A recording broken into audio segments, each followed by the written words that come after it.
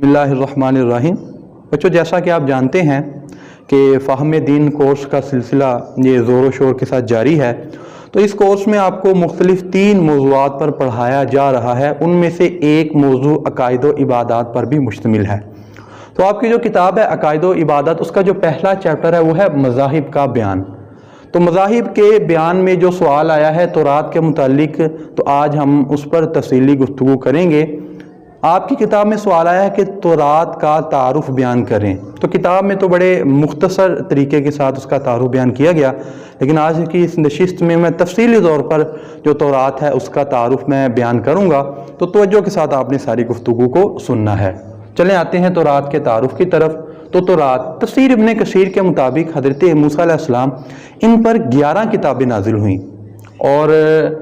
تورات جو ان سے ہے وہ بھی 11 کتابوں میں سے ایک ہے، یعنی کہ تورات سمیت حضرت موسیٰ علیہ السلام پر ٹوٹل 11 کتابیں نازل ہوئیں۔ اسی طرح تورات یہودیوں کے ساتھ ساتھ عیسائیوں کی بھی مقدس کتاب ہے، کیونکہ جو عیسائی حضرات ان کی جو موجودہ بائبل ہے اس میں حضرت عیسیٰ علیہ السلام کی جانب منسوب ایک قول لکھا ہوا ہے۔ حضرت عیسیٰ علیہ السلام فرماتے ہیں کہ جو پرانی شریعتیں ہیں میں ان کو منسوخ کرنے نہیں آیا، یعنی کہ اس کا مفہوم یہ بنتا ہے۔ تو اس وجہ سے جو عیسائی حضرات ہیں وہ بائبل کے ساتھ ساتھ جو تورات ہے اس پر بھی ایمان رکھتے ہیں، اس کے جو ان سے احکامات ہیں اس پر بھی وہ عمل کرنے کی کوشش کرتے ہیں۔ تو جو تورات ہے اس کے متعلق مسلمانوں کا جو عقیدہ وہ بالکل واضح ہے۔ مسلمان تورات کو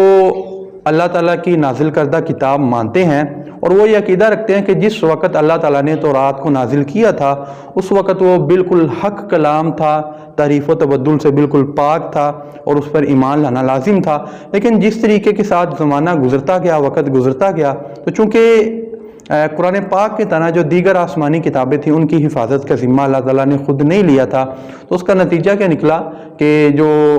پرانے مذاہب کے جو علماء تھے، یہودیوں کے علماء تھے یا جو عیسائیوں کے علماء تھے، انہوں نے اپنی آسمانی کتابوں میں بدترین قسم کی تحریف، یعنی کہ مسلمانوں کا یہ عقیدہ ہے کہ جس وقت یہ کتابیں نازل ہوئیں اس وقت یہ حق کلام تھا، یہ اللہ تعالیٰ کا کلام تھا، لیکن وقت گزرنے کے ساتھ ساتھ یہ تحریف و تبدل کا شکار ہو گیا۔ تو اب آتے ہیں تورات کی تقسیم کی طرف۔ موجودہ جو تورات ہے یہ اس کو 5 چیپٹرز میں، 5 ابواب میں یا 5 کتابوں میں تقسیم کیا گیا ہے۔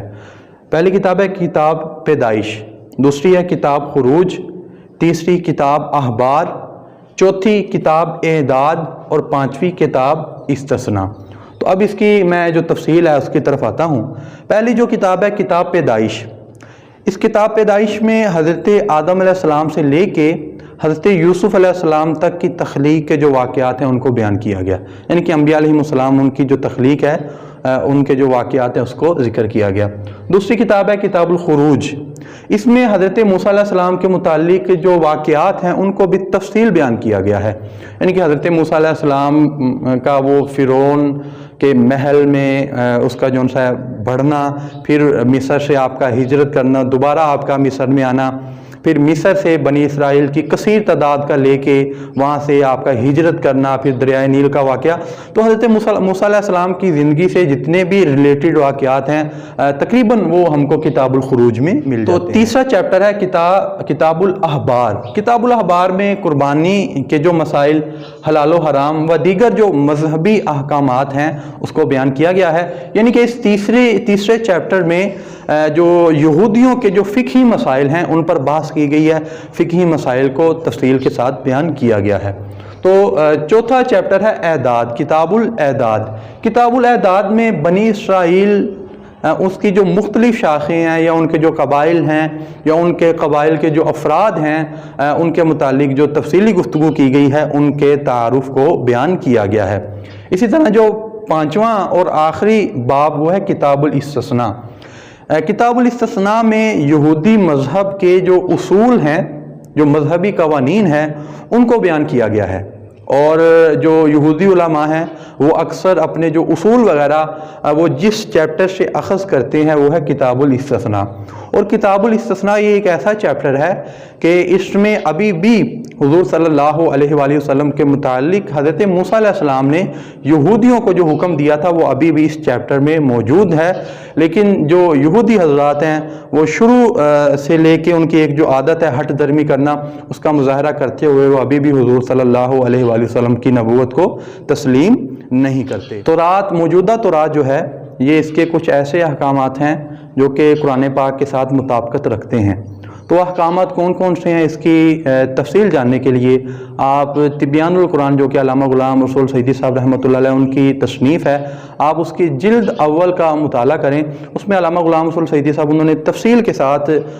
باحوالہ وہ تورات سے جو عبارتیں ہیں ان کو نقل کیا، اور نیچے ہی قرآن پاک کی جو آیات ہیں ان کو ذکر کر کے یہ انہوں نے بتلایا ہے کہ قرآن پاک